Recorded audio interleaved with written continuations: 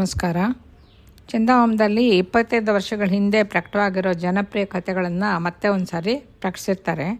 ಅದಕ್ಕೇನಾದರೂ ಒಂದೊಳ್ಳೆ ಅರ್ಥ ಇರುತ್ತೆ. ಅದರಿಂದ ಈ ಕಥೆನ ನಾನು 80ನೇ ಇಸ್ವಿಯಲ್ಲಿ ಅಕ್ಟೋಬರ್ ನವಂಬರ್ ಅಲ್ಲಿ ಯಾವುದೋ ತಿಂಗಳಲ್ಲಿ ಇದು ಪ್ರಕಟವಾಗಿದೆ. 25 ವರ್ಷಗಳ ಕೆಳಗಿನ ಕಥೆ. ಒಟ್ಟಲ್ಲಿ ದುರ್ಜನರ ಸ್ನೇಹ ಅಂತ ಕಥೆಗೆ ಟೈಟಲ್ ಇದೆ.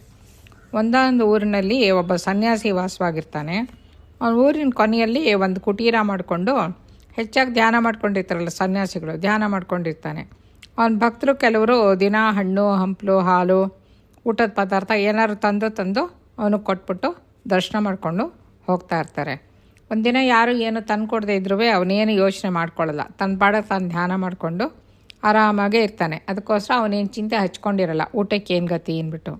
ಆದರೆ ಒಬ್ಬ ಭಕ್ತ ಏನು ಮಾಡ್ತಾನೆ, ಪಾಪ ಯಾರೂ ಬರದೇ ದಿವಸ ಇವ್ರಿಗೆ ತೊಂದರೆ ಆಗುತ್ತೆ ಅಂದ್ಬಿಟ್ಟು ಒಂದು ಎಮ್ಮೆ ತೊಗೊಂಬಂದು ಸನ್ಯಾಸಿಗೆ ಅದನ್ನು ಕೊಡ್ತಾನೆ.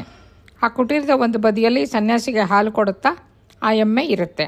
ಅದನ್ನು ಕರೆಯಲಿಕ್ಕೂ ಅದಕ್ಕೆ ಹುಲ್ಲು ನೀರು ಹಾಕಲಿಕ್ಕೂ ಯಾರು ಎಮ್ಮೆ ಕೊಟ್ಟಿರ್ತಾನೋ ಅವನು ಬಾಳನ್ನು ನೇಮಿಸಿರ್ತಾನೆ.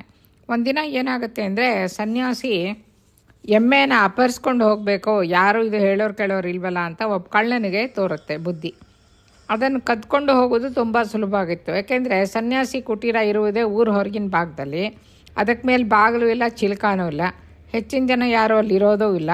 ಸನ್ಯಾಸಿ ನಿದ್ದೆಲಿರುವಾಗ ಸುಮ್ಮನೆ ಆ ವಟಾರದೊಳಗೆ ಹೋಗ್ಬಿಟ್ಟು ಆ ಎಮ್ಮೆ ಬಿಚ್ಕೊಂಡು ನಿಶ್ಚಿಂತ ಎಳ್ಕೊಂಡು ಹೋಗ್ಬಿಡ್ಬೋದು ಅಂತ ಅವನು ಒಂದು ಹಂಚಿಕೆಯನ್ನು ಹಾಕ್ಕೊಂಡು ಮನಸಲ್ಲೇ ಮಂಡಿಗೆ ತಿಂತಾ ಇರ್ತಾನೆ. ಸರಿ, ಒಂದು ದಿವಸ ಆ ಥರ ಹೋಗೋಣ ಇವತ್ತು ದನ ಕದ್ಕೊಳ್ಳೋಕ್ಕೆ, ಎಮ್ಮೆ ಕದಿಯೋಣ ಅಂದ್ಬಿಟ್ಟು ನಡ್ಕೊಂಡು ಹೋಗ್ತಾ ಇರ್ತಾನೆ. ಆ ದಾರಿಯಲ್ಲಿ ಆ ಕಳ್ಳನ ಹಿಂದೆ ಇನ್ನೂ ಒಬ್ಬ ಗಂಟು ಬಿದ್ದು ಅವನ ಹಿಂದೆನೇ ನಡ್ಕೊಂಬರೋಕ್ಕೆ ಶುರು ಮಾಡಿಬಿಡ್ತಾನೆ. ಇವನು ತಾನೊಬ್ಬನೇ ಹೋಗ್ತೀನಿ ಅಂದರೆ ಹಿಂದೆ ಇನ್ನೊಬ್ಬ ಅವನ ದಾರಿನೇ ಅನುಸರಿಸ್ಕೊಂಡು ಬರ್ತಾ ಇರ್ತಾನೆ. ಯಾರು ನೀನು, ನನ್ನ ಹಿಂದೆ ಏಕೆ ಬರುತ್ತಿ?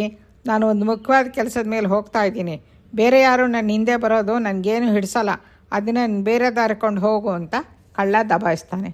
ಅದಕ್ಕೆ ಎರಡನೇವನು, ನಾನು ಕೂಡ ನೀನು ಹೋಗೋ ಅಲ್ಲಿಗೆ ಹೋಗ್ತಾ ಇದ್ದೀನಿ, ನಾನು ಮನುಷ್ಯನೇ ಅಲ್ಲ, ಭೂತ. ಊರು ಹೊರಗಿನ ಕುಟೀರದಲ್ಲಿ ಒಬ್ಬ ಸನ್ಯಾಸಿ ಇದ್ದಾನಷ್ಟೇ, ಅವನು ಈ ಊರಿಗೆ ಬಂದಾಗಿಂದಲೂ ಜನರೆಲ್ಲ ಒಳ್ಳೆಯವರಾಗಿ ಹೋಗ್ತಾ ಇದ್ದಾರೆ. ಆದ್ದರಿಂದ ನನ್ನ ಕೆಲಸ ಪೂರ ನಿಂತೇ ಹೋಗಿದೆ. ಊರೊಳಗೆ ಅನ್ಯಾಯ ಅಕ್ರಮ ದೌರ್ಜನ್ಯ ಏನೂ ಇಲ್ಲದೇ ಇದ್ದರೆ ನನಗೇನು ತಾನು ಕೆಲಸ? ಅದಕ್ಕೆ ನಾನು ಆ ಸನ್ಯಾಸಿನ ಕೊಂದುಬಿಟ್ಟು ನನ್ನ ಹಿರಿಮೆಯನ್ನು ಜಾಸ್ತಿ ಮಾಡ್ಕೋಬೇಕು. ಆದರೆ ನೀನು ಕೂಡ ಅಲ್ಲಿಗೆ ಹೋಗ್ತಿದ್ದಲ್ಲ ಸನ್ಯಾಸಿ ಹತ್ರ, ಯಾಕೋ ನೀನು ಯಾಕೆ ಹೋಗ್ತೀಯ ಅಂತಾನೆ. ಅವನು ಕಳ್ಳ ಹೇಳ್ತಾನೆ, ನನ್ನ ವೃತ್ತಿ ಕಳ್ತನ, ನಾನು ಆ ಸನ್ಯಾಸಿ ಜಾಗಕ್ಕೆ ಹೋಗ್ತಾ ಇದ್ದೀನಿ, ಆದರೆ ನನ್ನ ಉದ್ದೇಶ ಅವ್ನು ಕೊಲ್ಲೋದೇನಲ್ಲ, ಅಂಥ ಕೆಲಸ ಮಾಡೋಕ್ಕೆ ನನ್ನ ಕೈಯಲ್ಲಿ ಆಗೋದೂ ಇಲ್ಲ. ಸನ್ಯಾಸಿಗೆ ಒಬ್ಬ ಭಕ್ತರು ಒಂದು ಎಮ್ಮೆ ಕೊಟ್ಟಿದ್ದಾರೆ, ಅದನ್ನು ಕದ್ಕೊಂಡು ಹೋಗಬೇಕು, ಅಷ್ಟೇ ನನ್ನ ಉದ್ದೇಶ ಅಂತ ಹೇಳ್ತಾನೆ.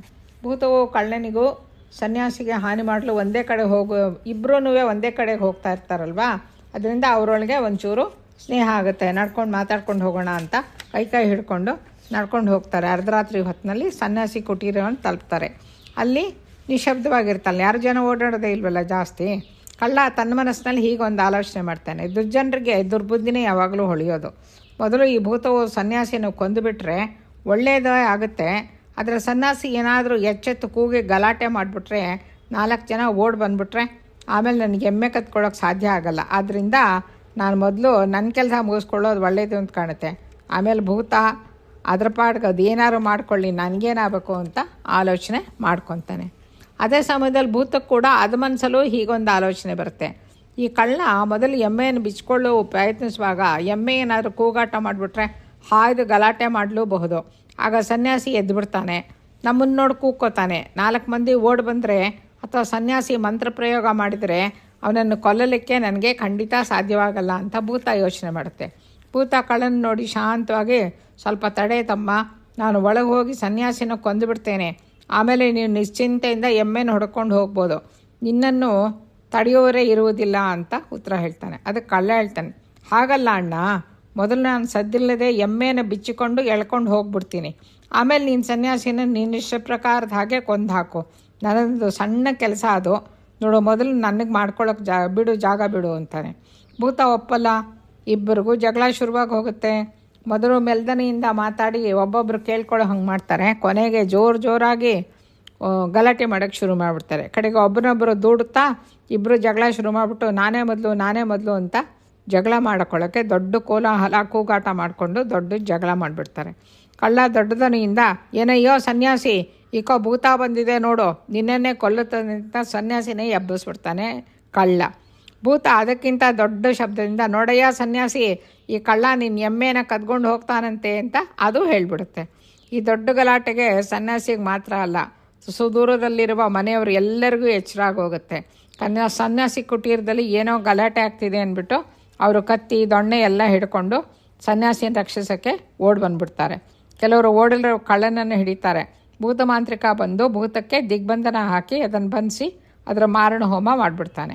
ಆಮೇಲೆ ಕಳ್ಳನ್ನು ವಿಚಾರಿಸಲು ದುರ್ಜನರೊಳಗೆ ಸ್ನೇಹವು ನೀರ್ಗುಳ್ಳೆ ಅಂತವುದು ಎಂಬುದು ಎಲ್ಲರಿಗೂ ಅರ್ಥ ಆಗುತ್ತೆ. ದುರ್ಜನ ಸಹವಾಸ ಒಳ್ಳೆಯದಲ್ಲ.